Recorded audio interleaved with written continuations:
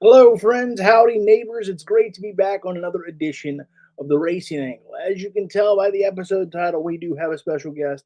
I'm Logan Morris, and whatever's left of him. And I'm bigger, I'm smaller, and I'm still just as handsome. We thank God for that. And but I don't do it alone. And we got producer Peyton Lord back there on the ones and twos. And so welcome into another edition of the Racing Angle. And folks, there was some big news in the drag racing world this week, and so I thought, man, I got to get somebody on to talk about this sort of thing. I gotta get somebody's perspective. And so I pondered. I quandered myself. I said, self. I said, Logan, you are the expert. You don't defer to experts. But I said, for such a special weekend in the NHRA, both with the finals and the big news that we were alluding to, there was somebody I had to reach out to and see if he'd come out of social media hibernation, if you will. And he's been gracious enough to do that. Let's bring him in. Let's talk about it. I, of course, am referring to journalist extraordinaire. He's an NHRA reporter. He's an IHRA reporter. He's a reporter all around. He'll break your scoop and give you two scoops ice cream too. I, of course, am talking about the man who did PR for John Force Racing and so much more. Let's bring him in, AJ England. Well, as they say in the South, greetings, comma, and salutations, period. How are you? Well, great to see you, AJ. Thank you for coming on, number one. I know you're in the midst of your yearly social media hiatus, and you've been nice enough to say, "Hey, I'll break one off for you," and so we appreciate you. How you doing? Well, I'm doing very well. I'm doing about twice as good as yesterday and half as good as tomorrow. How about you, man? This is like old times. I'm having flashbacks here. I'm feeling damn near refreshed. Oh, Damn man, it. I tell you. I'm feeling damn near refreshed. I'm doing well, man. I'm doing well. Just great to have you. As you can see, we've started this new venture, the Racing Angle, and you have the distinct privilege and perhaps honor, if I can be so bold, as to being the first guest besides a quick appearance from our main man in the pilot, old K. Rao, Kevin Rao, who you and I are good buddies with. So he's my partner in this venture. But AJ, I have you on for a lot of reasons. Obviously, we'll talk about the John Force news, but I don't think enough people get a chance to know your story. And so why don't we chat about it for a few minutes? How did that? You've been in motorsports for so long, and you've been in entertainment for so long. Where did that passion for motorsports begin for you? Well, I'll tell you, first I'm going to have a lot of opportunities to plug a lot of great businesses that are on this wall behind me, but I want to shout out one that's not paying me, and that is BBQ Chicken. They started in South Korea and they moved to LA, and that became my favorite restaurant when I lived out west. And the reason I mention this, totally derailing the show 34 seconds in, is because one Logan Morris and I went there last Saturday, and when I say it was bone appetit, we're talking as raw as a dog after a snack. It was a bare bone, delicious chicken mess, and I loved it, and Logan did too, and it is the best chicken in the greater West. And I just wanted to say how much I love their chicken. I completely agree, and I'll tell you what, I hope we're working on with a sponsorship because it was fantastic. The biggest boneless wings I've ever eaten, and I could not finish all 8. And I know my way around a plate, especially this time of year. We're training for the big meal, folks, here in a couple weeks. Here in less than a week or just over it.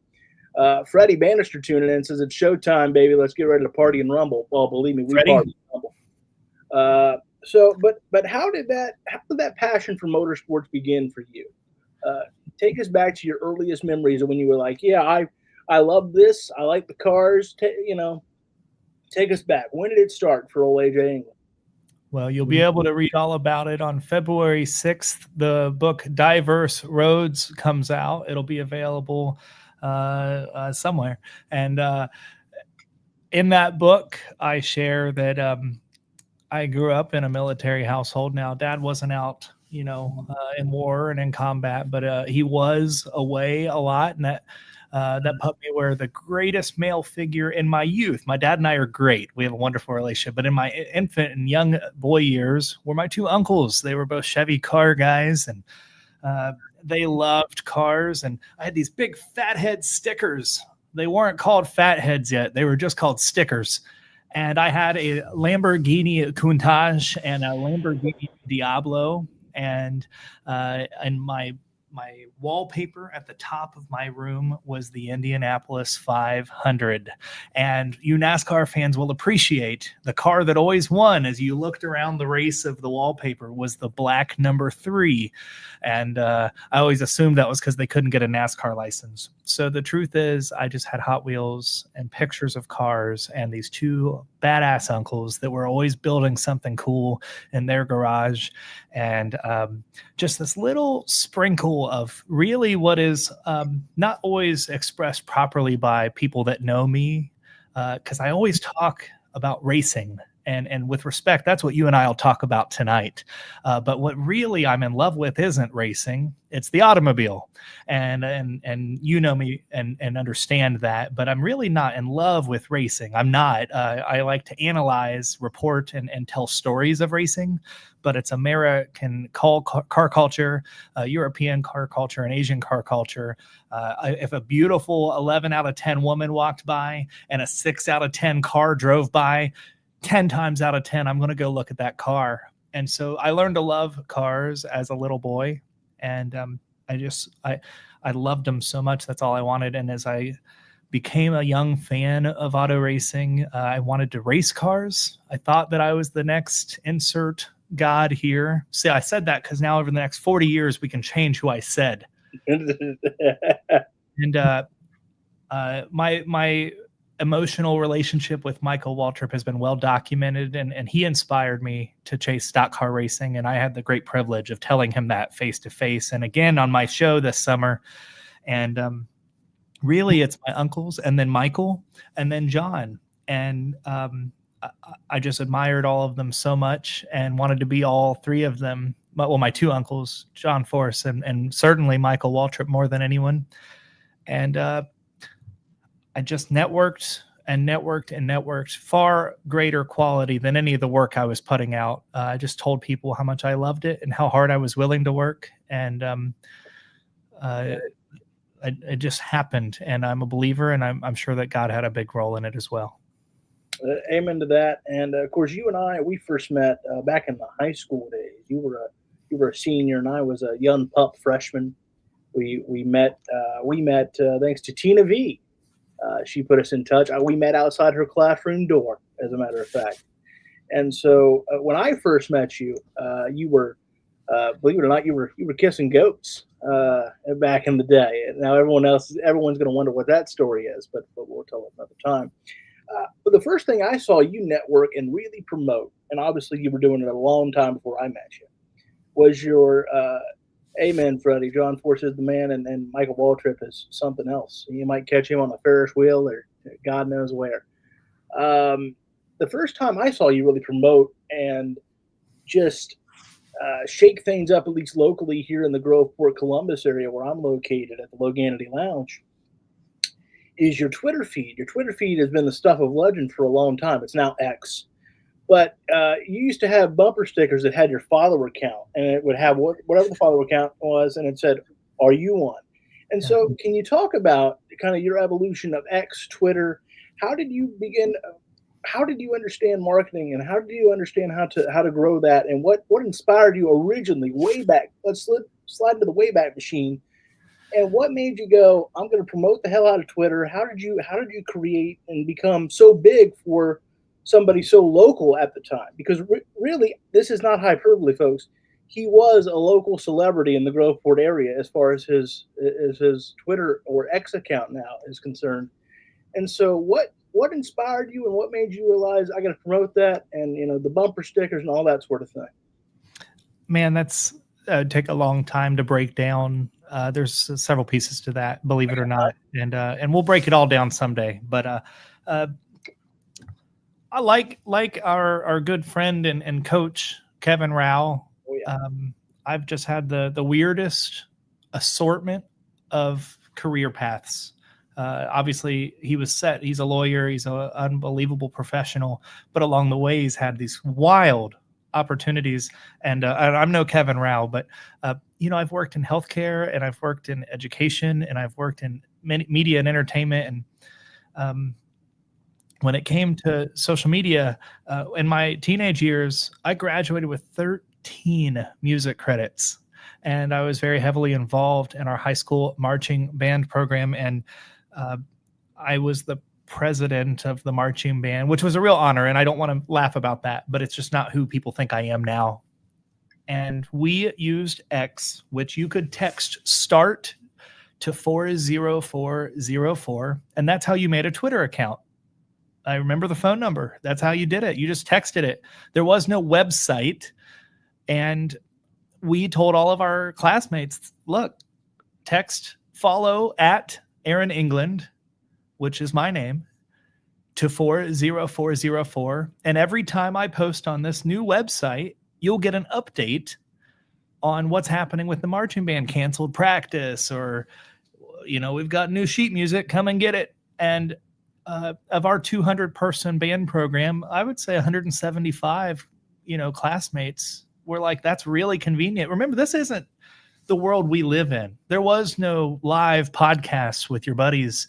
There was no any of this. Skype was barely existent. Mm-hmm. And so to do a mass text message in seconds with live information. So I start reading about Jack Dorsey, the founder of Twitter. And he referred to Twitter as something that I think in his heart, he never wanted it to change. Everybody thinks of Elon Musk, but Jack Dorsey designed Twitter. And it's something that I hold true in my heart to this day.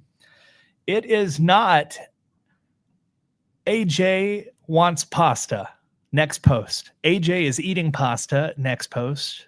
AJ just had pasta. Here's a picture.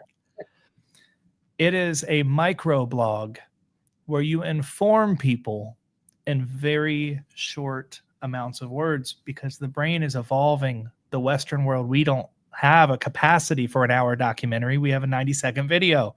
And I loved it. I loved how fast I could get live things. And I started following accounts that nobody knew at the time. I followed Bob Pockris over 15 years ago. He was writing for Sporting News with, I believe, Jeff Gluck at that time. And I just started following insiders and random crewmen that were working in the sport, mostly stock car racing, and John, and Michael, and just followed. And then I took their lead. Whatever they did, I was just a student, and I just tried to replicate it with my own, whatever it was. And we all know that's evolved. I didn't know we were going to talk about me tonight.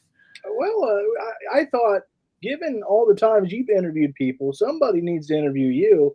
And I thought, well, we got an hour to kill here, so we might as well ask about the most interesting man, at least in the tri-state area. So I just thought, we should break it down just a little bit. We're working our way to John. Don't worry. I know. All right. We're building our way to it. Let's fast forward a little bit, because again, we want to work our way. So when did you know, all right, I want to work in motorsports. All right, I want to work in drag racing. When did you come to that conclusion? What was that process like for you? And then obviously we're going to lead our way up to you meeting John. But let's start with, all right, this is what I'm going to do. How am I going to do it? And what was that process like for you? Was there an aha moment? Was it a series of collective things? When did you know this is what I'm going to do? I'm still not sure that it's what I want to do. It is what I think that I think I'm decent at. And no, I wanted to race a damn car. I still want to race cars and believe that I have some unusual raw muscle-based discipline that makes me decent at that. I don't think I'm a world champion. I'm not saying I'm better than Kyle Larson or Austin Prock, or even in their discussion. But that is what I want to do, because I love the automobile and I want to personally experience the extremities of what they're capable of. And I always want to do that. And that's why, as you know, I have raced. I've raced a lot of amateur stuff, and I've had 2 chances to go with a pro race debut, and both of them didn't happen. And maybe that's God telling me, "Hey, slow down, kid." But no, so I wanted to race, and I don't know exactly where, but if essentially the media opportunities were something I was already experienced with to a point, I did PR work. I did marketing work. I did social media work. I had done public speaking since I was 14 in front of hundreds and quite literally thousands of people a couple of times in my teenage years. And when you merge them all together, it's like, hey, let's do it. Now, the hard part was I didn't have a college degree. That was what was hard. It was proving people but I had a little bit of street cred because I had years of experience. I was really fortunate to start at 14. So Jeremy Roberts, who you know, producer Peggy behind the scenes, she knows, is one of my longest known friends. I've known him since 1998. And I won't push politics. You have my word. But we're both libertarians, which libertarians are just classic enough to piss off both sides of the aisle every day. And we both happen to feel that freedom of speech isn't loud enough, and that's as political as I'll become tonight, I promise. But that we started an idea of a show called No Offense, and this is really before any amateur had their own show. It didn't exist. It was just kind of a dream. And we started writing scripts and ideas and what we thought was about free speech and, you know, who were our influences. And think about it. We didn't have Rogan. Our influence was pretty much Howard Stern. I mean, that was pretty much who we were looking up to. And then you had some really wild people on the left and right that we loved. We loved Don Imus. We loved Alex Jones. We wanted people who just said what they thought. It didn't matter where they were, left or right. And you'll notice I kind of said somebody on every angle there. We just love these people that just said what was on their mind. And for whatever reason, we just never got the ball rolling. But I was in college kind of, and I had a roommate named Kyle, and he was like, I like it.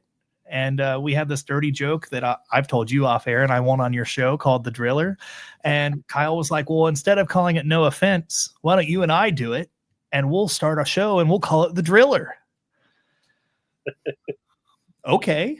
So we literally got a green screen, taped it up, and I believe the anniversary of that was just last week. And we had another roommate at the time, and she filmed it, and we did an episode. And that turned into 2, and that turned into 3.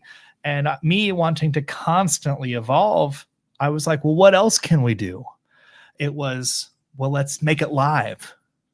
Well, how the hell do we do it live? We're not a radio station. And I'll be damned if I didn't find a way to go live in like 2011 or 12. And from our basement, from the closet of a bedroom in the basement of our house, because we didn't have any soundproofing. We didn't have high quality mics. We did it on his iPhone and my Google Chromebook, and we went live. And we actually did darn well because there weren't options.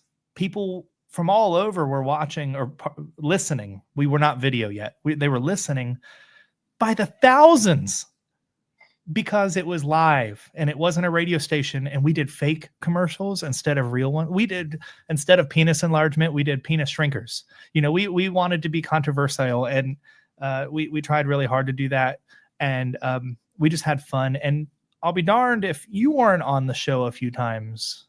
And so that's where I realized that maybe being more of a personality held some weight.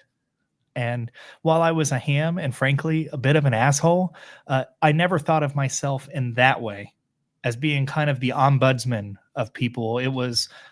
I just was kind of full of myself for a long time. And instead I found like, oh man, being behind a mic outside of DJing a wedding is kind of cool.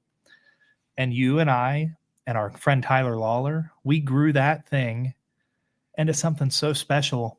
And we only focused on creativity and fun. About 3 years later, I decided I don't want to have any fun ever again. I remember that talk. And I kept pursuing a variety of opportunities, and I started a small entertainment company. I was self-employed doing mostly marketing work for about 2 years. And I had the chance to work alongside the Columbus Clippers and a few different local school districts. And Pickerington Schools in Central Ohio gave me a great opportunity, a 3-year contract to do a variety of media and public relations roles for them. And that's where it really hit. And then I said, well, why don't we combine all of this and do all of these things in racing? And we started Racing Refresh in 2020. And really far before that, we had a blogger account. And we had a show loosely that was based off of that was only Fantasy League, which I have a championship ×2. You have one and Peyton has 0 of. And when COVID hit, while it destroyed so much that will never be repaired, it gave us the opportunity to be remote media members.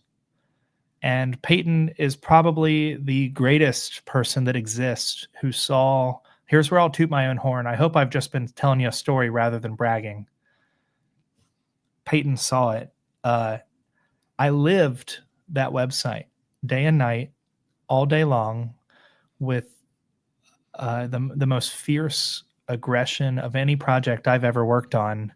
And I proved to the world that I belong because we started getting awarded credentials everywhere. But remember, credentials were just a digital thing because we were under lockdown. And I accumulated a team of great media members, some that were fans, some that had past experience. We had Colin Bestor, who has just been removed from Speed 51. We had Matt Nicholson, who worked PR at Talladega Speedway. We had Adam Carabine, who was just a fan, but a true statistician. Obviously, he ended up being rewarded with the website. Mm-hmm. Crystal Clay, who had a real passion for diversity, and so many others. We had 12 riders our first year, and it's in my true opinion that we were probably among the top 20 NASCAR-based websites by the end of 2021. And that's where I was a combination of hobby and profession, and that's the path that got me aimed at motorsports media. Mm-hmm. And so, obviously, as that passion developed, you worked on it with such a zeal and focus. Eventually, you meet one of your heroes in John Force. Do you remember the first time you met him and what that was like? Yeah. The first time I met him was actually years prior. I had seen him run a car, but I met him in 2019 the same way that all of you do. I met him on the other side of the rope. And that's not a euphemism. It's not a slang. It's that literal. You've got a little piece of cloth, 2.5 inches, that separates you from one of the most important men or women in all of automotive history. And he took a picture with me and he talked to me and he literally went one of these to me, even though I'm taller than him, and said something along the lines of, okay, kid. And I was a fan. And that's not a word I use often. And I hate that word. I don't really respect that word for people that want to work in pro sports media. But I was, and I truly looked up to him so wonderfully. And most people that know me, they may not know that. They know about Michael because I've talked about him far more often. I'm so thankful for a moment the three of us had at my home around 2020 where I went on an 2-hour rant about how special he was to me. And I forced you all to watch great compilations of his greatest and worst days. And this was before I ever had a credential. This was before I ever had known him. And really that hadn't been really documented in any other way other than that evening. My uncles knew because they're drag racing guys. But I did regularly on our podcast mention 3 men for promoting and plugging, which I love to plug great partners like IGTG. And that's Michael Waltrip, John Force, and AJ Allmendinger are the 3 best sponsor pluggers that ever lived. And I would mention John as far as being a great sponsor ambassador for the partners he had, like mine with Farber. And he thought just he was cool. So that was the first time I met him, was as a fan. And then as a credentialed media member, Toyota awarded our website with a credential through a rider in Vegas. Crystal was awarded a guest. And so through her great work, NHRA approved us for full-time media membership via the soft access. And I attended a race as a journalist and was writing for Racing Refresh. I met one of my absolutely favorite humans in Sarah Slaughter for the first time. She was his then director of communications. and I asked, could I have 5 minutes with him to talk about an old racetrack? It was an article I was writing about National Trail Raceway. It's a racetrack only known as that in eastern central Ohio. And she awarded me that because he was a champion. He won his first ever race in America right here in central Ohio. People don't know that about John, but his first American race was right here in Columbus area. And that's why I wanted to talk to him. Most people that interview John, they want to ask him what it's like to be the GOAT, or did he really see Elvis, and all these great cliches we love if you know his story.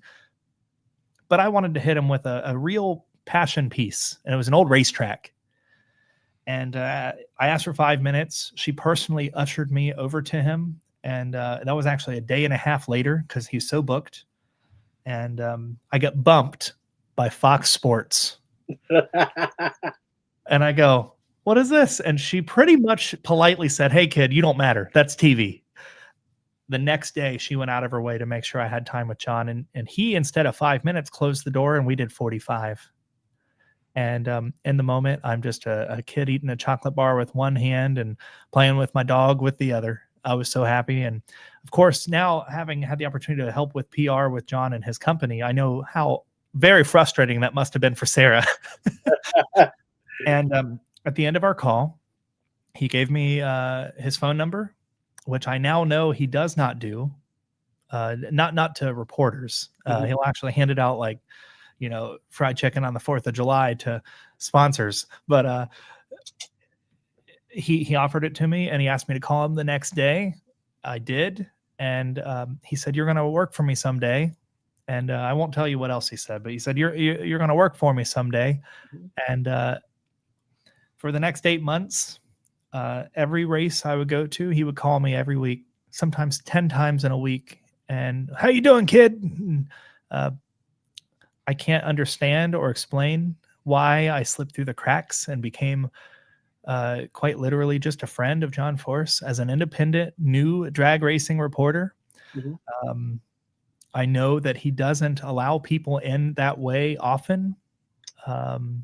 Certainly not people who aren't really in the circus. I was out here in Ohio. He was all over the world.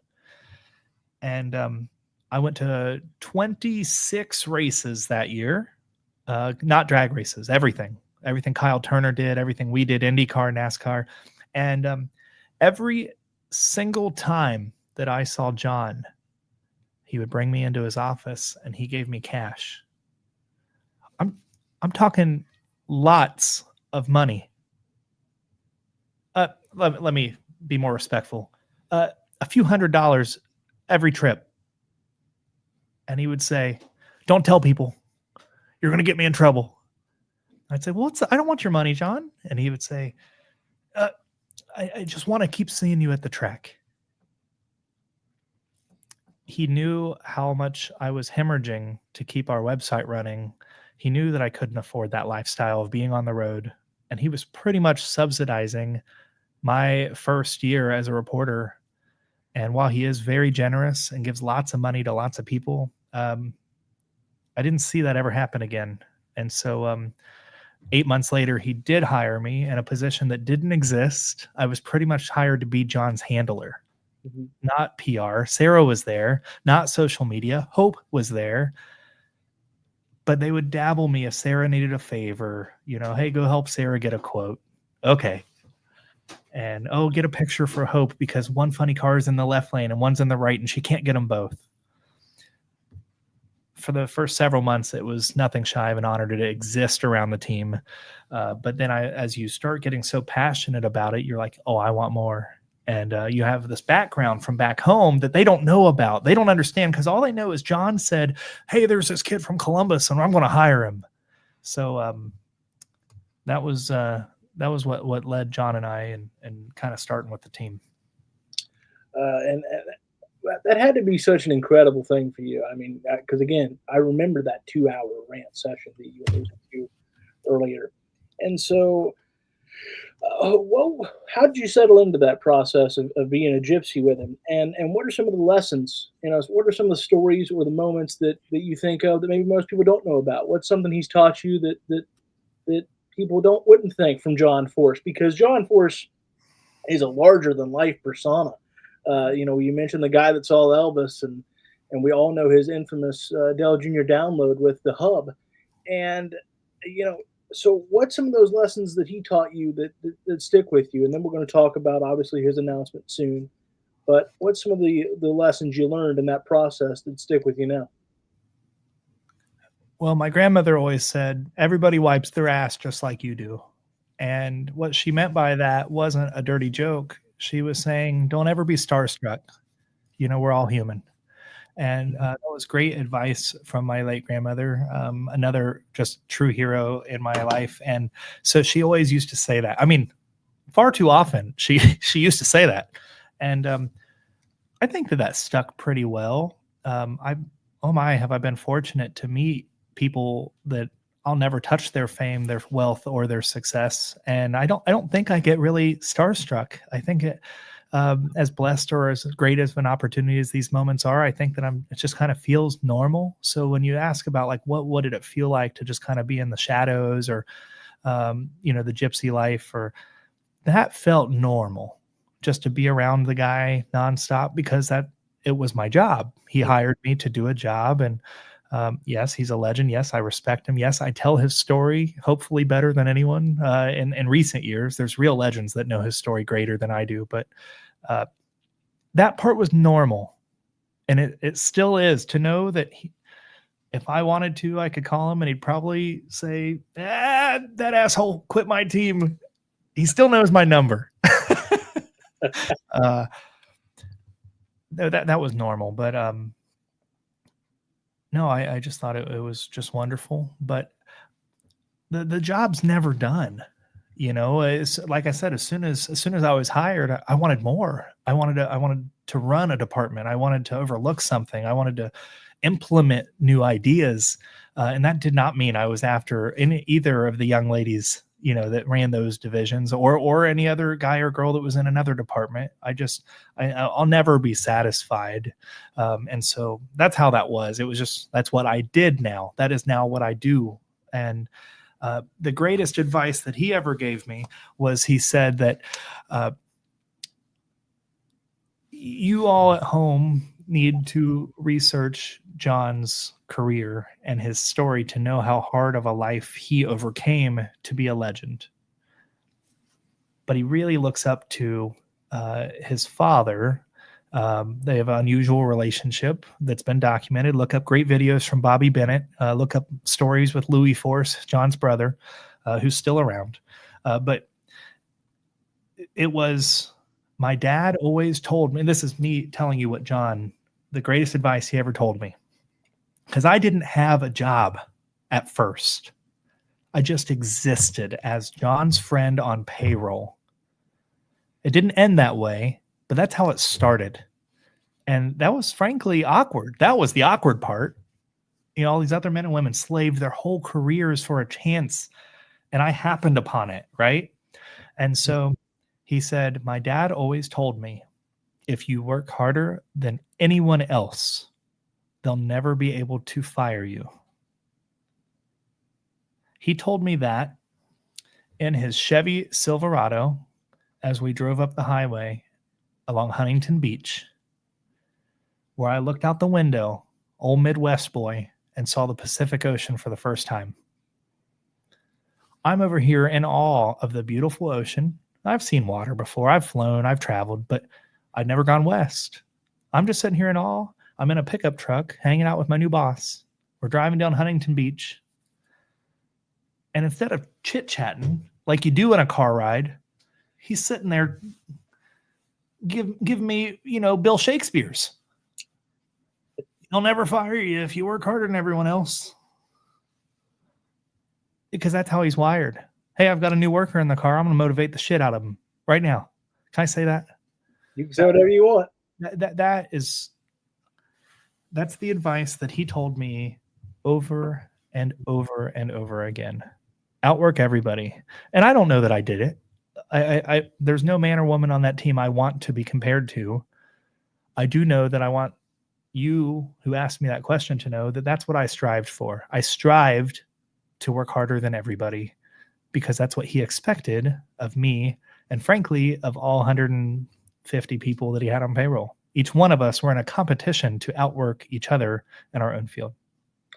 Now, obviously, he set the pace with that, right? The reason I have you on really is because this past week, he officially announced what we all probably knew, but to hear him say it was pretty startling, is that he will not get back in the funny car.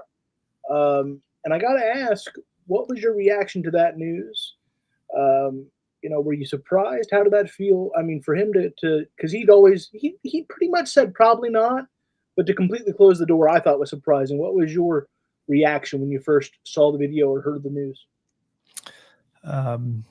Was I surprised? I was stunned. Absolutely stunned because, look, I was with the family at the hospital. There's probably things I know that I you don't get into, and then there's other great moments of, I mean, he runs around and he's like he's the same man, in many ways. And we would go back to the office. This is after the wreck last year. This isn't even now, a year and a half later. This is like weeks after the fact. And he's like calling you and saying like, hey, let's get that paint scheme, Art. Call Armando. Let's get to work. It was the same guy. So while I feel like in my truest of heart, now, November 25, I knew John was done. But I didn't think it would ever be said out loud. A great analogy compliments you and your show is Hulk Hogan always had another match until he passed. Always. Ric Flair. The door open, yeah. Yeah, like Ric Flair, there's another match to be had. Yeah, they would say probably not, but the door was never closed. Yeah. I would even say, let the naysayers be naysayers, but let's rally behind the next one. Oh, it's coming. Mm-hmm. He'll do it again. Yeah. And part of that is love. Part of that is nostalgia. But why root against a guy when he's down? Mm-hmm. You go do it. Whatever you got. He always says in his interviews, I've got medical, right? Which I always think it's funny how he words it because it implies that he has health insurance. I've got medical.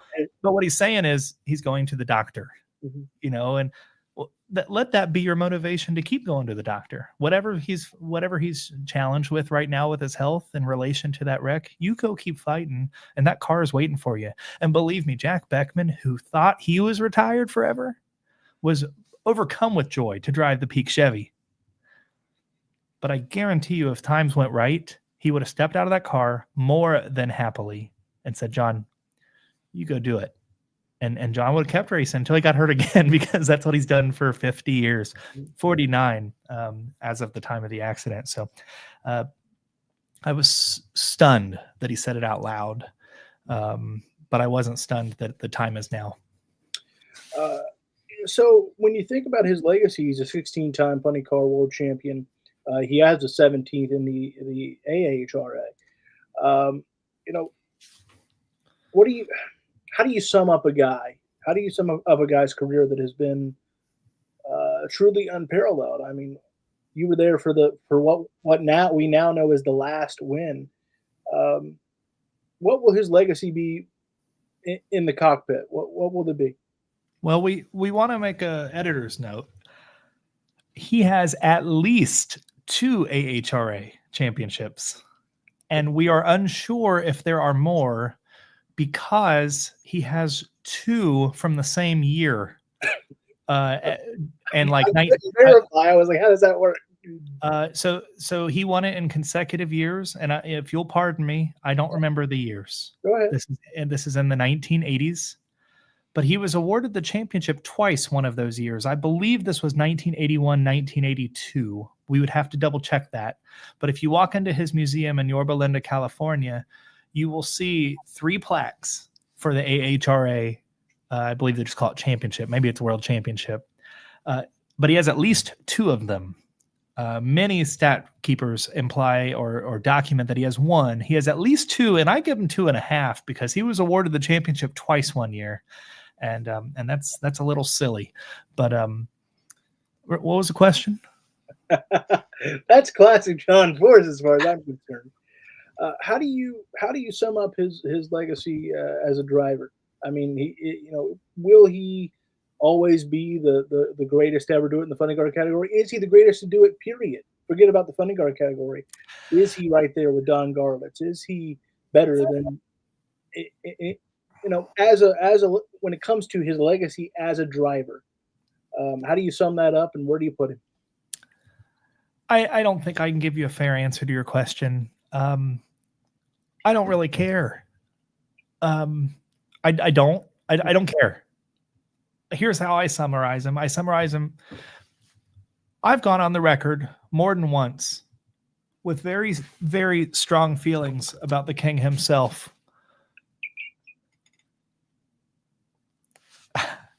And this is actually Richard's hat. Yeah, signed by the king himself, huh? Look at there. And this is actually John's hat. They both gave those. So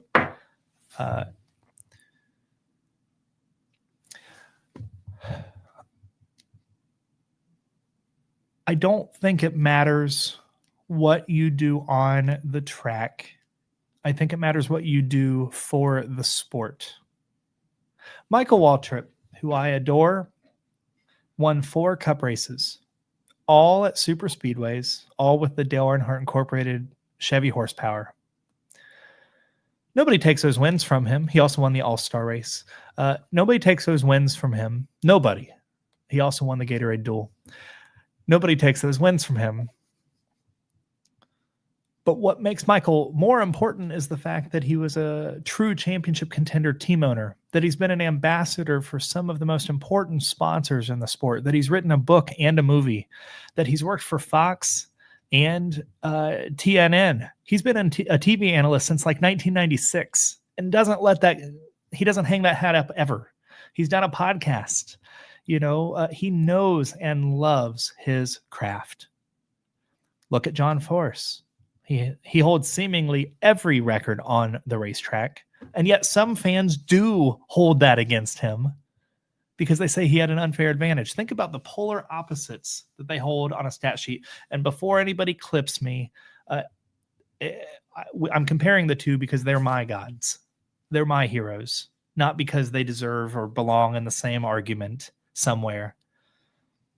But their stat sheet is not comparable. John is the best ever on paper. But I think there's a million drivers that can drive a car better than him. A million of them. I have better reaction than John Force. Look at the Christmas tree lights. I'm not dogging my old boss. I'm not making fun of my friend. What made John win races was he refused to lose. He was unafraid. In a world of men and women who are not afraid, he was less afraid than they were. He absolutely and quite literally would not get out of the gas. He just hung on to it. Boom.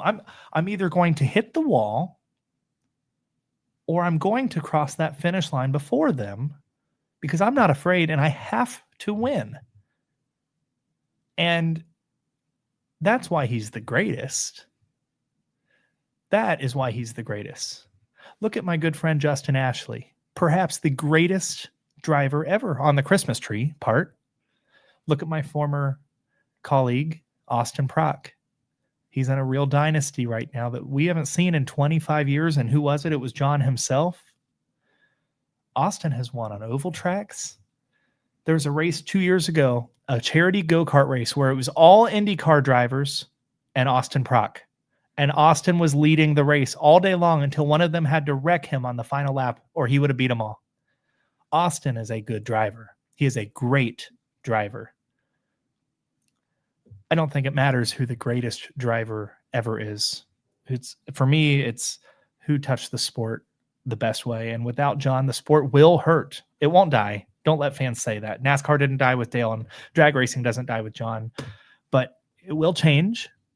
You will feel the lack of, whatever. But it doesn't matter if he was the best. It's that he was the most important.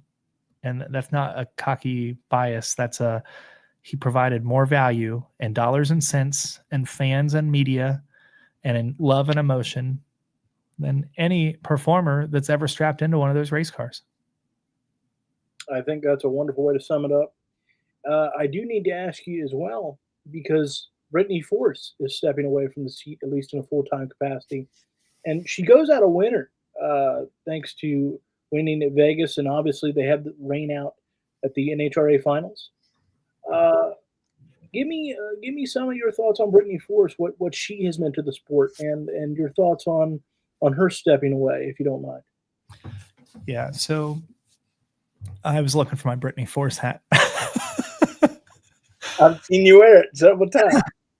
That's another true part of my fandom is wearing Force hats way before I worked in drag racing.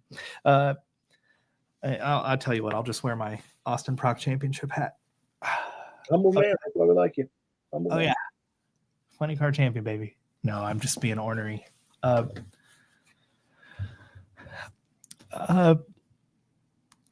I was surprised Brittany raced this year. We didn't have a secret announcement. I just knew that the time was soon. And believe it or not, I truly, I wasn't privy to any details with the sponsor contracts. I didn't know how many races Monster or Hendrick, or I didn't know that stuff. At times I knew some of those details on the funny car program. But no, so I didn't even know if she was like required to race or it was an option, or I wasn't really familiar with any of those details. I don't believe either driver wanted a retirement tour, and that's kind of why we didn't get one with Brittany. You know, Brittany, she's two-time champion. She is the only daughter of John to become a world champion. Pardon. And probably will remain the fastest racer in the world for another decade, where she reset her own record seemingly a million times. I wanted her to retire in all the right ways. She has nothing to prove to anybody. And unlike other men and women who have strapped in and kind of want to know what if, she proved it. She knows what if. She did it over and over and over again, and then ended a drought of not doing it with probably the second greatest year of her career. So my hats go off to her, all of these hats. And I think of her as a real friend. Still, I do stay in touch with her. I know her husband, Bobby, and I know what their intent is as a family. And I proudly respect their privacy, their politics, and their spirit. And I hope for them, not to them, I hope they get to escape reality and never be seen again because they like their privacy. And I'd love to know that that's what they earn, especially the way that the young ladies of professional drag racing have been reported on by the foul and unwell reporters of drag racing, by the fans who are disgusting towards women racers.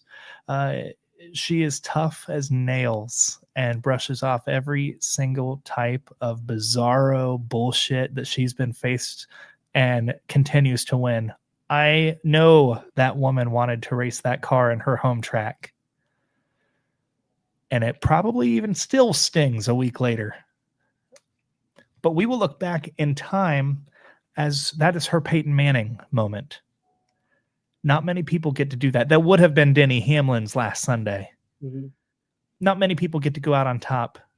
And at the end of the weekend, I watched the press conference, pardon me, the Fox like post-game report for the drag races. And they did talk to Brittany and, whatever. And she did some social media.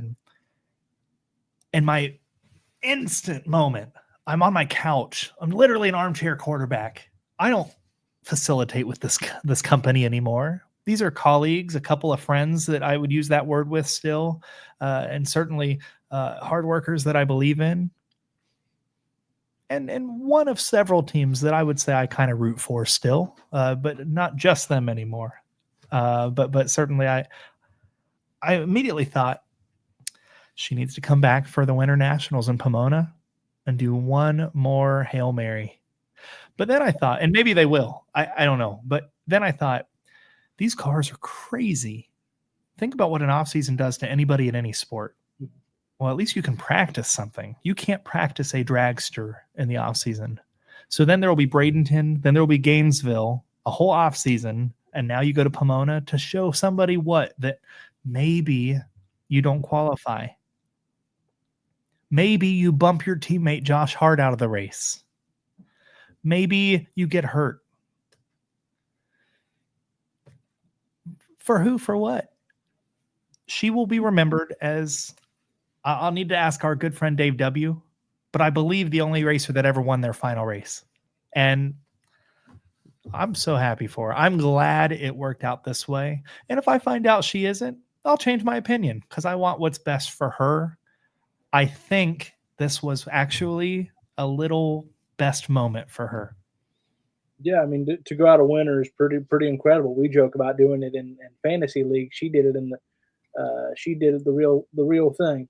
Yeah, And James so, Yater, he went out. James Yater won a championship. That's his second one. So between the three of us, you, me, and James, we have 5, and Peyton's got 0. oh boy, I tell you, she's working at it. I tell you. Giving Brittany a bad name. Come on, you got to step up now. So a couple more questions. We're running short on time, but I have to ask. We're heading into the 75th anniversary of the NHRA, and there won't be a force behind the wheel. Yeah. Just how strange is that? And then, what is your future outlook for, in your opinion? I know that you're not associated anymore, but the future of John Force Racing and then the NHRA as a whole. I actually, I've been in meetings that are confidential about the 75th anniversary of the sport with the CEO, Glenn Cromwell. And I know what they plan, and it will be an unbelievable season next year. I'm looking forward to it. And then I got to ask, do you think it's very controversial? Do you think they made the right call canceling the NHRA Nationals? There's a lot of hubbub on the X machine and Facebook and TikTok. What was your take on the cancellation? Obviously, Mother Nature won the day, and what was your take on that? Was it the right call? Yeah, it was absolutely the right call. I think that I don't really care. Listen, fans, I don't care that you are more entertained this week than last week. I do think that's some people's jobs out there. And I do think that really rubs a lot of important people whose opinions matter more than me right off. What I do care about is that drivers stay safe, because Brittany has been hurt. John has been hurt. Eric did die. So did several others. I can provide you thorough analysis that the chromoly tubing race car designed by NHRA's teams is the safest race car in the world. And the way I'll argue that to you IndyCar and NASCAR fans who will say, well, we haven't lost a driver in all these years. And I'm so glad you haven't. I'd like to see you take a next-gen car at 340 miles an hour and throw it into a wall. Or an Indy car. And your driver won't be around. And thank God you're safe in your own sport that I also love. The drag racing cars are the safest that exist, bar none. But there's still rocket ships that go nearly 350. And yeah, I'm only talking about nitro. Okay. But the pro stockers, the top classes, the sportsman classes, all of them are literally hitting the gas pedal and putting their life on the lines. I don't care. I can analyze that separately and say it's a shit show. It's chaos. It's dumb. The right decision was made to not race in Pomona. I don't know what options they had. I wasn't in those meetings. I wasn't at the track. On a perfect sandbox mode where I type in my suggestion to fix the world, I would say run it at Phoenix. It's very close to Pomona, and it's something. I would say come back 2 weeks later. I don't know what their options were, but I do know that the teams are mostly in central Indiana. And really, this is a low budget sport. This isn't $1 billion sport like IndyCar and NASCAR. I bet there's literally teams that couldn't afford to go back to Indy and back to California and back to Indy, nor could they afford to extend their hotels for 2 weeks. I don't think they had many options. And you book a calendar based around weather with pro sports. There's a reason that it ends in Southern California every year, because the whole rest of the country is damp. I think it hurts, it bites, it's unfortunate, and it's a PR nightmare. And God bless Josh Hatchett and Allie Bland for taking care of business and communicating these decisions that were made by the many men and women who consulted the administrators of the sport. They made the right choice, and it also sucks. All right. Well, I agree with you. We're coming up on the top of the hour. Safety is number one. One last thing. What does 2026 look like for you right now? And where can people follow you? Where can they find you? I know you're on a bit of a social media hiatus, but someday you will come out of that cocoon. And where can people keep track of what AJ England is doing? So 2026 right now for me looks like 42 days away. And I'm double checking my math here. I'm pretty sure I've got that right. It appears it's 42 days away. No, 2026.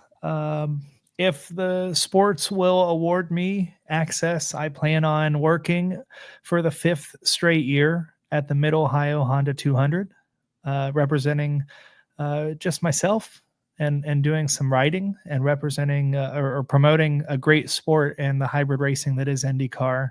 Of course, John's son-in-law is Graham Rahal, and I'd love to see him win at home. He won his first ever race at Mid-Ohio. I don't know if you knew that. He was a rookie right at Mid-Ohio in an IndyCar. I will be working the Norwalk Nationals for NHRA, once again representing myself. I will be working the U.S. Nationals in Indianapolis, and I really will be releasing my book on February 6th. For those of you who this year, the nearly 300,000 people who watched at least one of our late lap presentations. Let me get this little. There we go.